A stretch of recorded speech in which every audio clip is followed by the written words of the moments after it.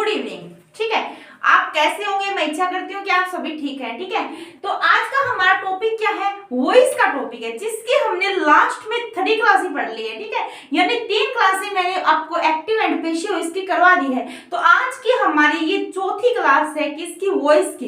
इसके अंदर हम क्या पढ़ेंगे वो हम आज की क्लास में पढ़ेंगे, लेकिन लास्ट वीडियो के अंदर जब हमने फर्स्ट एक्टिव एंड पेशिव वॉइस की क्लास उसके अंदर पढ़ी थी, उसके अंदर इंट्रोडक्शन बताया था और उसके अंदर ये बताया था मैंने कि कैसे हमें एक्टिव से पेशिव इंटरचेंज करते हैं। ठीक है, दूसरी क्लास में मैंने आपको वर्ब्स के बारे में समझाया था और तीसरी क्लास में हमने सेंटेंस सीखे थे जो हमारे एग्जाम की दृष्टि से बहुत ज्यादा इंपॉर्टेंट है।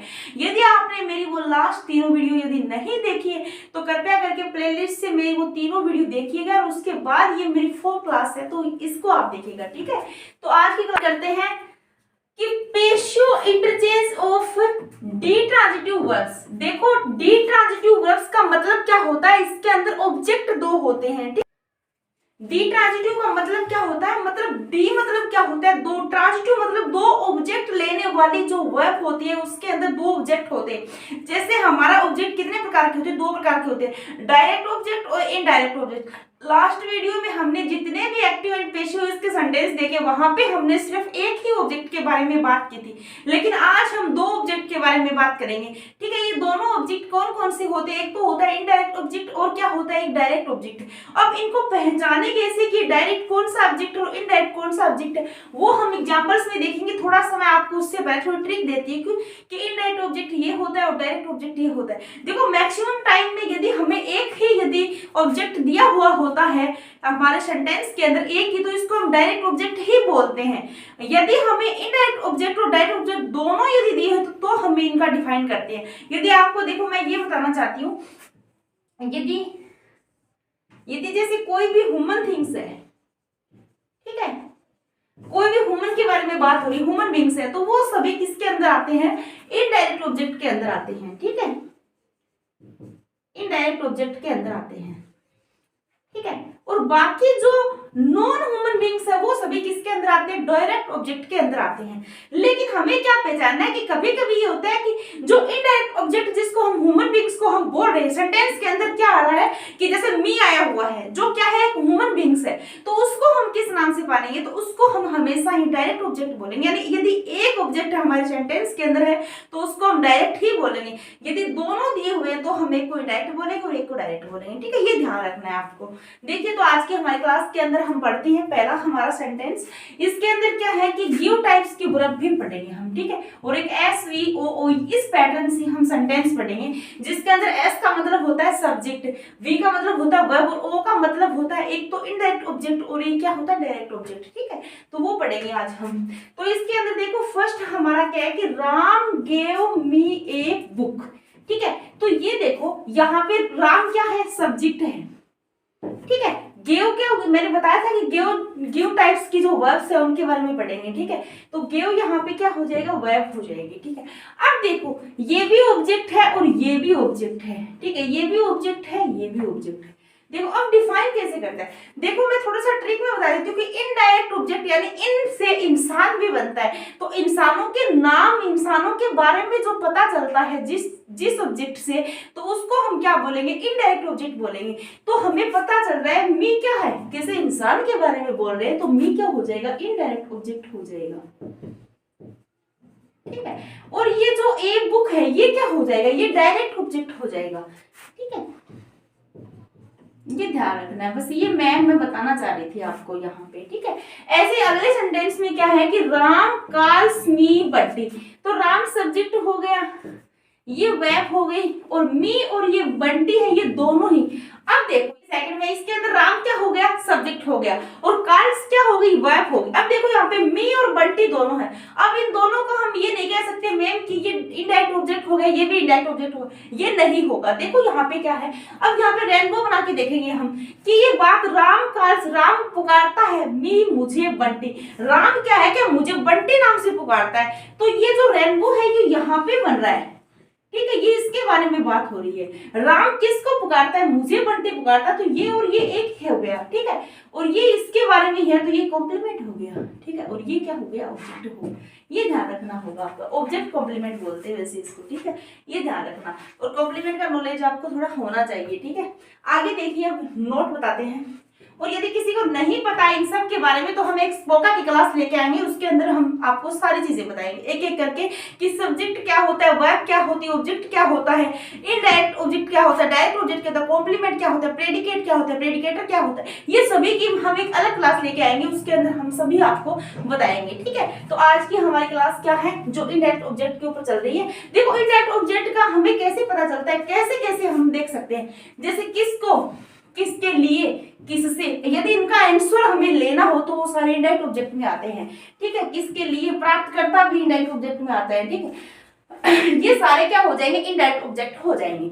देखो अब देखो, सब्जेक्ट हो गया, वर्ब हो गया, अभी किसको और क्या का जो आंसर देते हैं ये दोनों ही क्या हो जाएंगे, ऑब्जेक्ट में आ जाएंगे, ठीक है, ये दोनों ऑब्जेक्ट के अंदर आ जाएंगे, ठीक है। आगे देखिए, दो संभाग पढ़ते हैं, इसके अंदर क्या है, इनडायरेक्ट ऑब्जेक्ट, ये भी क्या हो गया, इनडायरेक्ट ऑब्जेक्ट, ये दोनों इनडायरेक्ट ऑब्जेक्ट की बात हो रही है, और यहाँ पे क्या है, डायरेक्ट ऑब्जेक्ट, और ये भी क्या है, डायरेक्ट ऑब्जेक्ट। देखो जो इनडायरेक्ट ऑब्जेक्ट होता है इसको हम क्या कहते हैं, किसको या प्राप्तकर्ता, मतलब ये दोनों का जो आंसर दे रहा है वो क्या हो जाएगा, इनडायरेक्ट ऑब्जेक्ट हो जाएगा, ठीक है। और डायरेक्ट में क्या आ जाएगा, क्या का आंसर देगा, ठीक है, कोई वस्तु के बारे में होगा। ऐसे ही इनडायरेक्ट ऑब्जेक्ट में किसको हो जाएगा आंसर में, और डायरेक्ट में क्या हो जाएगा, क्या का आंसर हो जाएगा, ठीक है, ये आपको समझ में आ जाएगा, ये मैंने आपको अभी बताया भी है, ठीक है।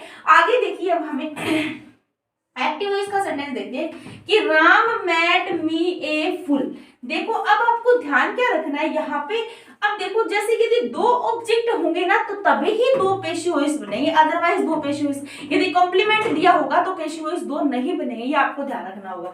अब यहाँ पे देखिए कि राम मेड, राम ने बनाया, मी मुझे, ए फूल मतलब मूर्ख बनाया, किसको बनाया, मुझे बनाया है, तो ये जो इसका रेनबो है ये यहाँ बन रहा है, ठीक है। तो जो रेनबो यहाँ बना, तो ये सब्जेक्ट ये हो गया, वर्ब ये हो गई, तो ये क्या हो गया, ऑब्जेक्ट हो गया, लेकिन ये आगे वाला कॉम्प्लीमेंट हो गया, और कॉम्प्लीमेंट का कभी भी पेशी वॉइस नहीं बनता, ये ध्यान रखना आपको, ठीक है।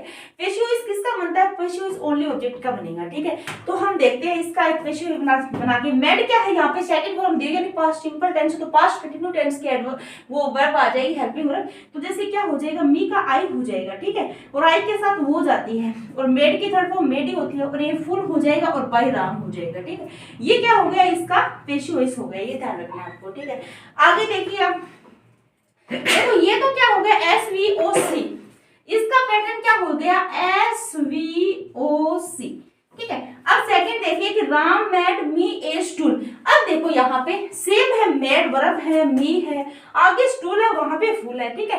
इन दोनों का डिफरेंट देखो, अब ये फूल है, ये तो क्या है, मुझे फूल बनाया, मतलब मेरे को क्या है, मूर्ख बना दिया है, लेकिन मी ए स्टूल, उसने एक स्टूल बना के दिया, तो ये कोई वस्तु है, तो ये क्या हो जाएंगे, दो ऑब्जेक्ट हो जाएंगे, इनका क्या हो जाएगा, स्पोका में SVOO हो जाएगा, ठीक है। अब ये आगे वाला तो इनडायरेक्ट है, ये मी तो इनडायरेक्ट में आ जाएगा, और ये स्टूल वाला क्या है, इसमें डायरेक्ट में आ जाएगा, ये ध्यान रखना आपको, ठीक है। तो इसके अंदर हम बनाएंगे जैसे कि इसमें दूसरा सेंटेंस लिख दिया है, मैं इसका बना देती हूँ आपको, इसका लिखा नहीं है मैंने, क्योंकि ये मैंने इसका बना दिया था, अब ये हमारा फ्री रह गया, तो इसका हमें दोनों का ही बना सकते हैं, जैसे आई हो जाएगा, ठीक है, यहाँ पे ऑब्जेक्ट आई है तो सब्जेक्ट में आई निकल जाएगा, मी का आई हो जाएगा, आई। अब मेड यहाँ पे क्या है, पास्ट सिंपल है, तो पास्ट कंटिन्यू क्या हो जाएगी, तो आई वॉज हो जाएगा, ठीक है।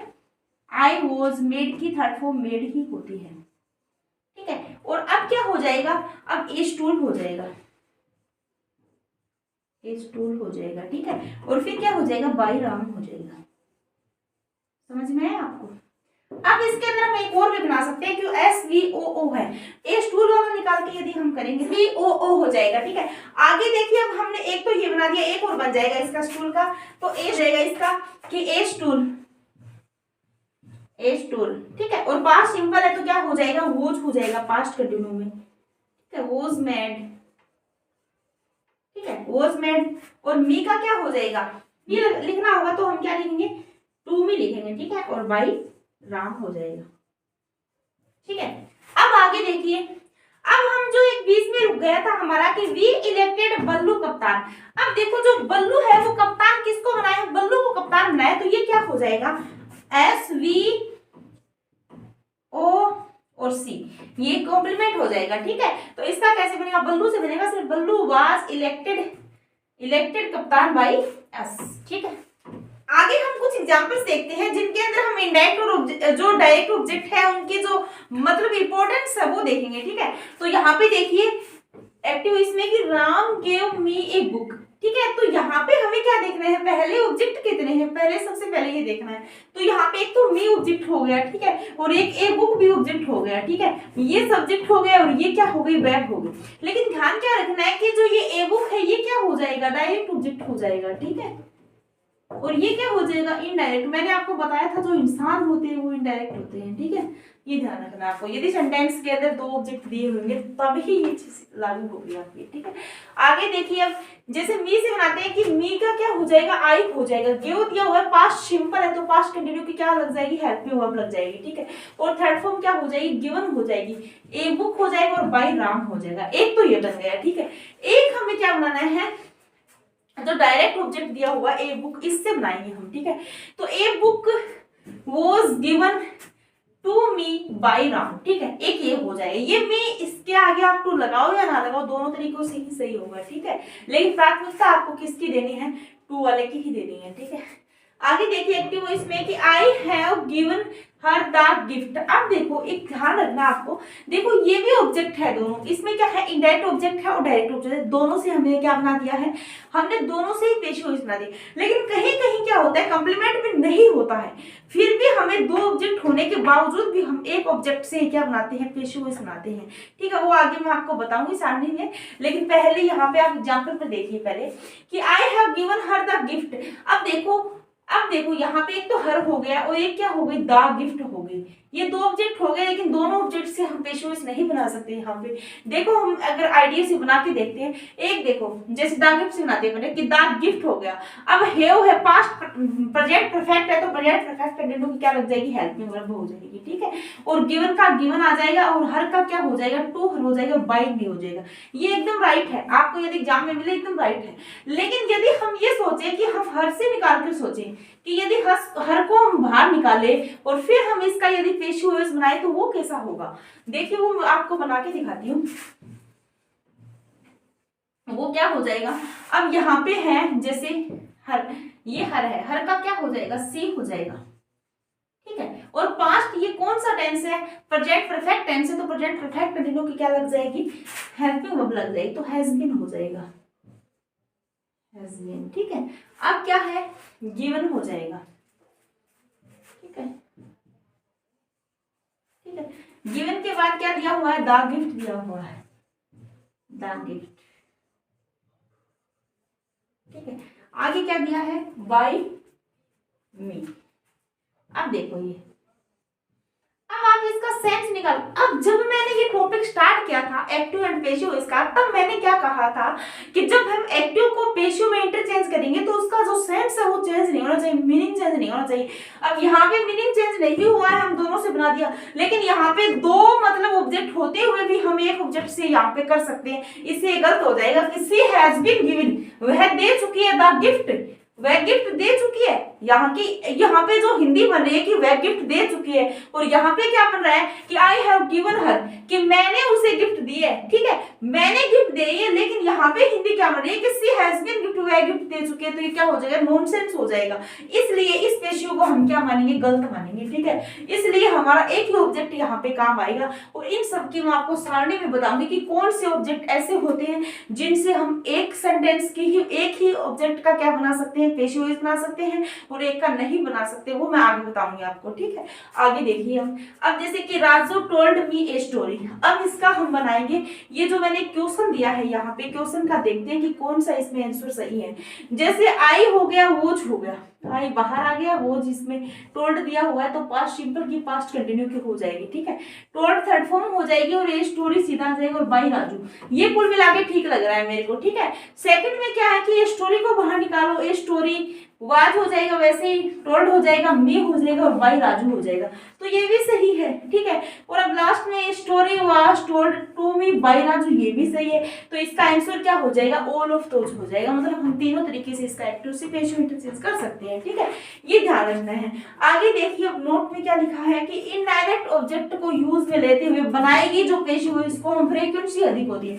देखो जो इनडायरेक्ट ऑब्जेक्ट से जो यूज लेते हुए हम जो क्या बनाते हैं, पैसिव वॉइस बनाते हैं, उसकी फ्रीक्वेंसी क्या होती है, अधिक होती है। जैसे देखिए कि Ram bot me a book, अब राम ने क्या खरीदी है, बुक खरीदी है। तो a book was bought for me आएगा यहाँ पे, ठीक है। ये ध्यान रखना है क्योंकि बुक मेरे लिए खरीदी है बाय राम, यहाँ पे भी दोनों ऑब्जेक्ट का यूज नहीं करेंगे, ठीक है। अब हम क्या पढ़ेंगे, दोनों ऑब्जेक्ट का डिफरेंट पढ़ेंगे कि यदि दो ऑब्जेक्ट दिए हुए तो कौन से में पैसिव वॉइस बनेगा, कौन से का नहीं बनेगा, ठीक है, ठीक है। अब हम क्या पढ़ेंगे, अब हम वो चीज पढ़ेंगे। देखो मैंने आपको क्या बताया कि SVOC यानी कॉम्प्लीमेंट यदि सेंटेंस के अंदर आया हुआ होगा तो उसका हम क्या नहीं बनाएंगे, हम उसका पैसिव वॉइस नहीं बनाएंगे कॉम्प्लीमेंट का, ओनली हम ऑब्जेक्ट से क्या बना देंगे, पैसिव वॉइस बना देंगे। लेकिन एक कंडीशन और भी दी होती है, उसके अंदर क्या होता है कि उसके अंदर हमें देखो दो ऑब्जेक्ट भी दिए होते हैं, ठीक है, फिर भी हम उसका एक का ही पैसिव वॉइस बनाते हैं। उसकी जो मैंने आपको अभी एग्जांपल समझाई है उसकी हम टोटल जो क्या अवधारणा है, क्या उसका कंसेप्ट है वो पढ़ेंगे, ठीक है। तो देखिएगा इसके अंदर क्या दिया होगा, देखो SVO, ठीक है, दोनों का एक ही पैटर्न है स्पोका में, ठीक है। तो इसके अंदर क्या होता है कि इसके अंदर जो ऑब्जेक्ट होता है और इसके अंदर जो ऑब्जेक्ट होता है, इसके अंदर ऑब्जेक्ट होता है, उनके अंदर देखो एक तो टू लेता है और एक फोर लेती है, वर्ब पे डिपेंड करता है। जो टू वाली है उसके क्या बन जाएंगे, दो पैसिव बन जाएगा, और फोर वाली है उसका क्या बन जाएगा, ओनली वन पैसिव बनेगा। ये ध्यान रखना आपका, ठीक है। अब देखिए जो मतलब टू वाली है उसका क्या है, जो इनडायरेक्ट ऑब्जेक्ट से भी बन सकता है पैसिव, और क्या है डायरेक्ट ऑब्जेक्ट से भी बन सकता है पैसिव। लेकिन जो ऑब्जेक्ट्स इनडायरेक्ट ऑब्जेक्ट से नहीं बनेगा, कौन सी वाली में, जहां पे फोर यदि कोई वर्ब लेगी तो वहां पे इनडायरेक्ट ऑब्जेक्ट से कोई भी क्या नहीं बनेगा, पैसिव वॉइस नहीं बनेगा। सिर्फ डायरेक्ट ऑब्जेक्ट से हम क्या बनाएंगे, पैसिव वॉइस बनाएंगे, ठीक है।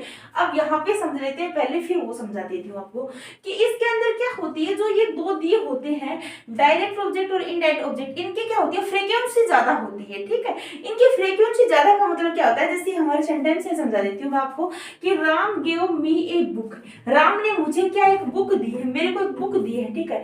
तो मुझे या मुझको या किसको दी है, ये सभी इसके अंदर इन्वॉल्व होते हैं और ये टू वर्ब लेता है, ठीक है। देखो एक तो मेन बात क्या है, आपको ये ध्यान जरूर रखना होगा कि वर्ब कौन सी आएगी, कौन सी वर्ब फोर लेगी, कौन सी वर्ब टू लेगी, ये चीज आपको ध्यान रखनी पड़ेगी, अदरवाइज आपको ये समझ में नहीं आएगा, ठीक है। और यदि आपने इसको नहीं देखा है तो आप एग्जाम में इसको सोल्व नहीं कर सकते, क्योंकि हमेशा ध्यान रखिएगा ज्यादातर इस टाइप से पूछे जाएंगे क्वेश्चन एग्जाम के अंदर, और दोनों ही दिए होंगे ऑप्शन, तो आपको वो दोनों ही राइट लगेंगे, ठीक है। तो वहां पे आपकी गलती हो जाएगी एग्जाम के अंदर। तो आप यदि आपका पढ़ा होगा तो आपको कहीं भी दिक्कत नहीं आएगी, इसलिए आप इनकी जो वर्ब्स है वो भी देख लीजिएगा साथ में।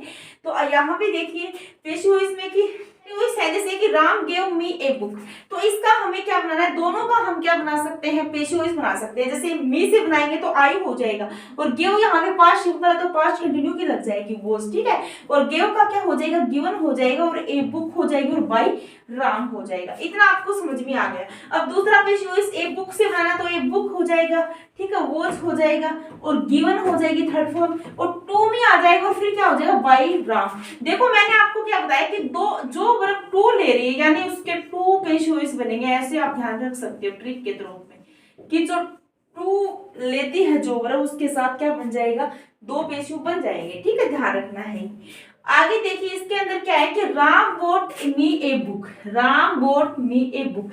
अब देखो कि राम ने खरीदी एक पुस्तक मेरे लिए, यहाँ पे क्या है कि राम ने एक पुस्तक मुझे दी है, मुझको दी है, किसको दी है, मुझको दी। यहाँ पे क्या है, मेरे लिए खरीदी है, यानी यहाँ पे फॉर जो यूज हो रही है प्रीपोजिशन उसके अकॉर्डिंग यहाँ पे एक ही क्या बनेगा, डायरेक्ट जो ऑब्जेक्ट है उससे क्या बनेगा, पैसिव वॉइस बनेगा। जैसे देखिए ए बुक डायरेक्ट ऑब्जेक्ट है ये, ठीक है, ये इनडायरेक्ट ऑब्जेक्ट है, लेकिन डायरेक्ट ऑब्जेक्ट से बनेगा I book was bought for me by Ram. देखो यदि आपको ये लगता है कि मैम इसका यदि हम मी से बनाए तो इसका रोंग कैसे होगा, तो मी से हम बना के देख लेते हैं। देखिएगा जैसे मी का क्या हो जाएगा, आई हो जाएगा सब्जेक्ट, ठीक है, और यहाँ पे बोट दिया हुआ है तो यहाँ पे पास्ट सिंपल है तो पास्ट कंटिन्यू की क्या लग जाएगी, हेल्पिंग वर्ब, तो I was, boat, I was boat, ठीक है। और क्या है आगे, ए बुक, ठीक है, और राम, ठीक है। तो यहाँ पे ये क्या नॉनसेंस हो जाएगा कि मैंने बुक खरीदी है या कि मेरे लिए बुक खरीदी गई है, इसलिए ये क्या हो जाएगा, रॉन्ग पेशी हो जाएगा। सिर्फ एक ही पेशी क्या माना जाएगा, इसका सही माना जाएगा। और ये चीज आपको एग्जाम की दृष्टि से बहुत ज्यादा इंपॉर्टेंट आपको ध्यान रखनी होगी, ठीक है।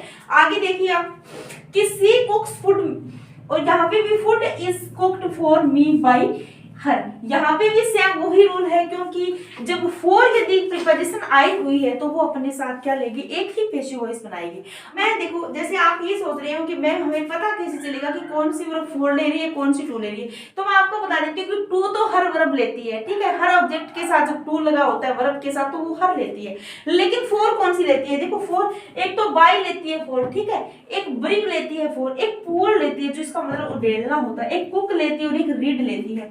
ये सभी क्या है, फोर की तरफ ही जाती है, तब इनका क्या है, एक ही पेशी वॉइस बनता है। ये ध्यान रखना, आपको वर्ब ध्यान में रखनी है। जब आप वर्ब ध्यान में रखेंगे तो आपको सब समझ में आ जाएगा। कि हम क्या देखते हैं आगे, हम जो इंट्रीगेटिव सेंटेंस होते हैं उनसे पेशी वॉइस कैसे बनते हैं वो देखते हैं, ठीक है। यदि आपको ठंड लग रही है तो मुझे मैसेज करके जरूर बताइएगा, क्योंकि हमारे एरिया में बहुत ज्यादा ठंड पड़ रही है आज, ठीक है।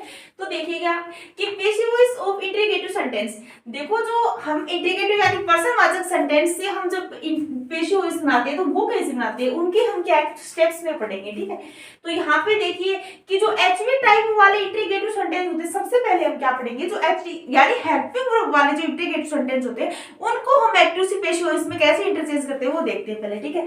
तो यहाँ पे हम क्या लेते हैं, एक्टिव वॉइस का क्या लेते हैं, एक स्ट्रक्चर लेते हैं, जिसके अंदर हमें, आपको पता होगा जब इंट्रीगेटिव सेंटेंस हम करते हैं तो हेल्पिंग वर्ब बाहर रखते हैं, तो हेल्पिंग वर्ब के बाद सब्जेक्ट रखते हैं, फिर मैन वर्ब रखते हैं, फिर ऑब्जेक्ट रखते हैं, यानी फिर पर्सनवाचक चिन्ह रखते हैं, यानी इंट्रीगेटिव साइन रखते हैं, ठीक है। तो इसका हमें क्या बनाना है, अब हम इसे इस स्ट्रक्चर को हम पेशी वॉइस में चेंज करेंगे, ठीक है, वो ध्यान रखना है। अब इसकी स्टेप फर्स्ट है, ठीक है। स्टेप फर्स्ट में क्या होता है, देखो ये तो हमारा क्या है, मैन है, जो हेल्पिंग वर्ब से हम पर्सनवाचक जो मतलब सेंटेंस बनाते हैं वो है, और हमारा जो साधारण होता है वो कैसे लिखा होता है, सब्जेक्ट, यानी इसको अजेक्टिव बोलते हैं, जिसको हम अफर्मेटिव यानी सकारात्मक बोलते हैं हिंदी भाषा के अंदर। सब्जेक्ट हेल्पिंग वर्ब एनवी प्लस ऑब्जेक्ट प्लस ये, ठीक है, मैंने लिख दिया है।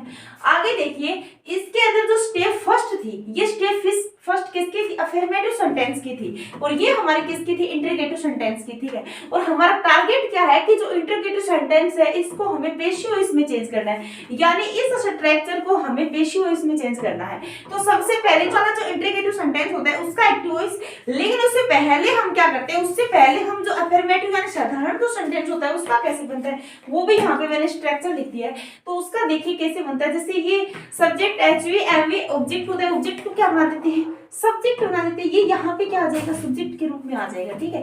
फिर क्या आ जाएगी, हेल्पिंग वर्ब आ जाएगी, फिर क्या आ जाएगी, बी आ जाएगी, ठीक है, और फिर क्या आ जाएगी, मैन वर्ब की थर्ड फॉर्म आ जाएगी, और फिर बाई प्लस सब्जेक्ट आ जाएगा, ठीक है। आगे देखिए अब हमारा टॉपिक क्या है कि जो हमारा जो एचवी वाला जो एक्टिव वॉइस है उसको हम पेशी वॉइस में इंटरचेंज कैसे करते हैं। तो उसमें हम हेल्पिंग वर्ब बाहर रखेंगे, उसके बाद जो ऑब्जेक्ट है उसको सब्जेक्ट बना देंगे, फिर बी प्लस में वर्ब की थर्ड फॉर्म कर देंगे, और बाई प्लस में कुछ आएगा वो लिख देंगे, यानी ऑब्जेक्ट को सब्जेक्ट बना के, सब्जेक्ट को ऑब्जेक्ट बना के जो प्रक्रिया है वो हमारी चलती रहेगी, ठीक है। आगे देखिए अब हमारा जो एक्टिव वॉइस है ये कौन सा एक्टिव वॉइस है, ये हेल्पिंग वर्ब वाला जो इंटरोगेटिव सेंटेंस होता है उसका हमें पेशी वॉइस बनाना है, ठीक है। तो आर यू प्लेइंग चेस, ठीक है। तो इसका हमें सबसे पहले क्या करना है, यदि किसको ये पता नहीं होता कि हमें जो इंटरोगेटिव सेंटेंस होता है उसका पेशी वॉइस बनाने में बहुत दिक्कत आ रही है, तो हम उसको पहले साधारण बना लेते हैं कि साधारण कैसे बनेगा। अब जैसे साधारण में क्या बनेगा, यू बनेगा, आर यहाँ पे आएगा, प्लेइंग यहाँ पे आएगा और चेस यहाँ पे आएगा। ये हमारा क्या अफर्मेटिव सेंटेंस है यानी साधारण है, और ये हमारा क्या इंटरोगेटिव है यानी हेल्पिंग वर्ब वाला क्या है, पर्सनवाचक सेंटेंस है। अब हम साधारण वाले का पहले क्या बना लेते हैं, पेशी वॉइस बना लेते हैं। तो जैसे चेस को क्या कर देंगे, बाहर आ जाएगा, चेस ऑब्जेक्ट है तो सब्जेक्ट के रूप में, और चेस के अकॉर्डिंग इज आ जाएगा। अब ये आईएनजी फॉर्म में तो हमेशा ध्यान रखना है, बी वर्ब में बीइंग हो जाएगा, ठीक है। और हमें पता है कि वर्ब की हमेशा क्या आती है, थर्ड फॉर्म आती है, और बाय यू हो जाएगा। ये क्या हो जाएगा, सिंपल वाला हो जाएगा, ठीक है, इसको करके हम क्या कर सकते हैं, अब हम ये कर सकते हैं, अब हमें पता चल गया कि इतना सिस्टम हो गया ये सिंपल वाला। अब हम ये इज को क्या कर देंगे, बाहर रख देंगे, चेस का चेस आ जाएगा, बीइंग आ जाएगा, प्लेड आ जाएगा, बाइंग आ जाएगा। क्योंकि जब हम साधारण कर लेते हैं तो जो हेल्पिंग वर्ब वाले एक्टिव से पेशिव इंटरचेंज होता है वो एकदम आसान हो जाता है करने में। ठीक है, आगे देखिए अब हम देखो यहाँ पे तो हमने क्या पढ़ा है कि जो हेल्पिंग वर्ब टाइप वाले जो इंट्रीगेटिव सेंटेंस होते हैं वो पढ़े हैं। अब हम जो WH टाइप वाले होते हैं, यानी जो WH वर्ड होते हैं, उनके जो मतलब क्या दिए होते हैं सेंटेंस के अंदर दिए होते हैं, तो उनके एक्टिव से पेशिव इंटरचेंज कैसे होता है। तो देखिए कि when did Ram write the letter. अब इसके अंदर ध्यान क्या रखना है, जो भी WH वर्ड दिया होता है हमारा तो वो का वो ही यहाँ पे आ जाएगा, वो इंटरचेंज नहीं होगा। ठीक है, उसके बाद ध्यान क्या रखना है कि जो डिड है ये पास्ट सिंपल टेंस के, तो पास्ट कंटिन्यू टेंस की हेल्पिंग वर्ब आ जाएगी, और ये हेल्पिंग वर्ब हमेशा यही रहेगी सेम, WH के जस्ट बाद हेल्पिंग वर्ब आएगी। ठीक है, अब हमारा क्या करना है, जो द लेटर ऑब्जेक्ट है तो इसको हम क्या बना देंगे, सब्जेक्ट बना देंगे। ठीक है, और ये क्या हो जाएगा, अब देखो हेल्पिंग वर्ब तो वो यहाँ पे आएगी, अब हमारी क्या वर्ब की थर्ड फॉर्म बची है तो वो क्या हो जाएगी, रिटर्न हो जाएगी, और राम का क्या हो जाएगा, बाय राम हो जाएगा, और पर्सन आ जाएगा। ठीक है, ये एक्टिव से पेशिव इंटरचेंज हो गया।